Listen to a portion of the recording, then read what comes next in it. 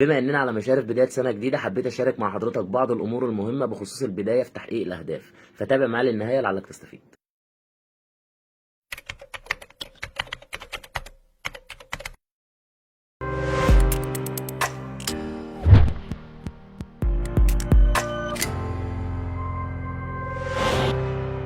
في البداية قبل ما نبدأ في موضوعنا، خليني أوضح لك حاجة مهمة جدا، وهي باختصار إن بلاش حضرتك تأجل البداية في أي شيء أنت شايف إنه ممكن يغير حياتك للأفضل، علشان التأجيل بيجيب تأجيل، وتكرار التأجيل بيجيب كسل، والكسل بيجيب يأس، واليأس مش هيعمل من حضرتك غير إنسان فاشل. فبلاش تأجل وتسوف وتربط بدايتك في أي شيء بزمان أو مكان أو مناخ معينين، علشان بكل بساطة طول ما حضرتك مستني الوقت المناسب، اسمح لي أقولك إنك هتفضل مستني كتير جدا. والحل الأمثل إنك ابدأ بأي شكل، ابدأ بأي وضع، ابدأ بالإمكانيات المتاحة ليك وبين إيديك دلوقتي، ابدأ بالمتاح لحين وجود المفتاح. فاسمح لي اقول لك استرجل كده وقوم وفوق وشوف انت عاوز توصل لايه في حياتك، وابدأ فيه من دلوقتي بأي طريقة مهما كانت، وما تفكرش غير في الخطوة الأولى بس، ولما تنجزها ابدأ فكر في اللي بعدها واللي بعدها وهكذا. وصدقني أقسم بالله عن تجربة، لما تبدأ أول خطوة هتلاقي نفسك اتشجعت، وهتلاقي ربنا سبحانه وتعالى بيفتح لك طرق وأساليب جديدة تساعدك وتسهل عليك مهمتك.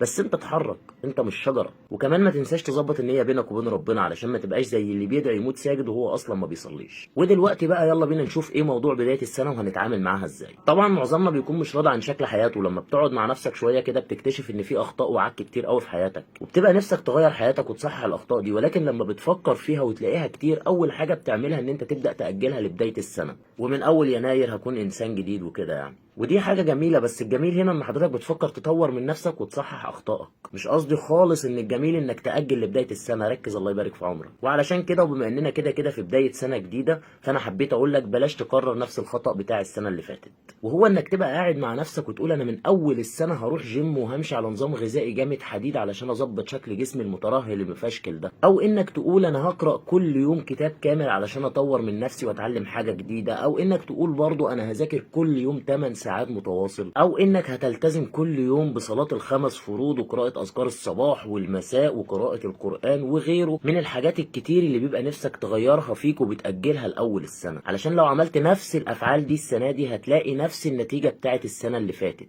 وهي انك طبيعي هتلتزم بالكلام ده يوم 2 3 اسبوع بالكتير، وبعد كده هتبدأ تحس بالضغط والملل، فبالتالي حماسك هيقل، فهتوقف وهترجع لنقطة الصفر من تاني ومش هتقدر تتقدم خطوة. والسبب ان حضرتك وانت بتحط الاهداف دي بيكون عندك كم كبير جدا من الحماس، وبتكون شايف ان المهمات دي كلها سهلة عليك جدا ان انت تنجزها، ولكن بيكون غايب عنك برضو ان الحماس هيروح. وللأسف الشديد بسبب ان الحماس بيقل، فبتتبخر معاه الرغبة في التغيير، وبتبدأ تعيد نفس السيناريو وتأجل لأوقات تانية. وده بيكون السبب الأساسي فيه هو انك بتكون محدد اهداف كبيرة عليك وصعب الالتزام بيها. طيب دلوقتي بقى ايه الصح؟ اولا لازم تعرف ان انت مش في يوم وليله هتكون الناجح الملتزم المجتهد، لا، الموضوع في البدايه هيحتاج منك وقت ومجهود، وهقول لك على كام حاجه كده هتسهل عليك المهمه دي. اول حاجه ورقه وقلم، وابدا اكتب اهدافك اللي انت عايز توصل لها خلال السنه دي. يعني على سبيل المثال انت السنه دي محتاج تتعلم لغه انجليزيه، وعاوز تلعب رياضه وتحسن من صحتك وشكل جسمك، وعاوز تقرا كتب علشان تطور من نفسك وتتعلم من خلالها مهارات جديده تفيدك. وطبعا يا صديقي مش محتاج اقول لك ان دي مجرد امثله،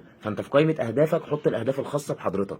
تاني حاجه اياك تحط كل اهدافك دي في جدولك اليومي، عشان للاسف هتحس انك مضغوط ومش هتقدر تحقق منها اي حاجه. الصح انك تحدد هدف واحد بس وتحطه في جدولك اليومي، وتقرر ان انت تلتزم بيه لمده شهر كامل على الاقل. تالت حاجه قسم هدفك ده لاجزاء صغيره جدا، بمعنى اوضح خليه مهمه تافهه وقليله في يومك. يعني على سبيل المثال لو حضرتك عايز تحسن من شكل جسمك، فحضرتك هتخصص يوميا 10 عدات ضغط وتلتزم بيهم كل يوم لمدة شهر زي ما اتفقنا. طبعا هتقول لي دلوقتي لا بس ده رقم قليل قوي، هقول لك انا عارف ده يا صديقي، وعارف كمان ان حضرتك متحمس جدا ان انت تتحسن وتغير من وضعك الحالي، بس الهدف الاساسي من انك تقسم هدفك لاجزاء صغيرة هو انك تروض نفسك وتعودها على الالتزام بعادات يومية، علشان بكل بساطة كل ما كانت المهمة صغيرة وتافهة هيكون سهل عليك الالتزام بيها، على عكس طبعا لو مهمة كبيرة هتلاقي نفسك مضغوط ومخنوق، ولو التزمت يوم مش هتلتزم اللي بعده، وده اللي احنا مش عايزينه. رابع حاجة خلي في ذهنك دايما وخليك متخيل النتيجة اللي انت هتوصل لها لما تنجح في الحاجة اللي انت بتعملها او الحاجة اللي انت بتسعى لها. يعني على سبيل المثال انت دلوقتي لما تلعب رياضة وتلتزم بيها، قد ايه فيما بعد جسمك هيبقى متناسق وشيك، وقد ايه ثقتك في نفسك هتزيد، وده طبعا هيكون حافز ليك يشجعك دايما انك تكمل وتستمر وما تيأسش. خامس حاجة وقت ما تحس ان المهمة الاولى بقت عادة بالنسبة لك وبقيت تلتزم بيها بشكل تلقائي تلقائي يوميا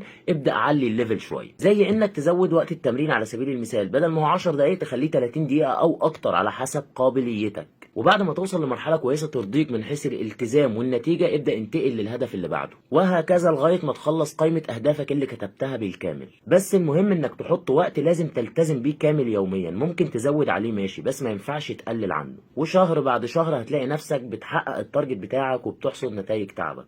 وفي النهاية أحب أقولك ما تحسبهاش بالكم ولكن احسبها بالكيف، يعني مش مهم أنت بتعمل إيه ولكن المهم أنت بتعمله إزاي.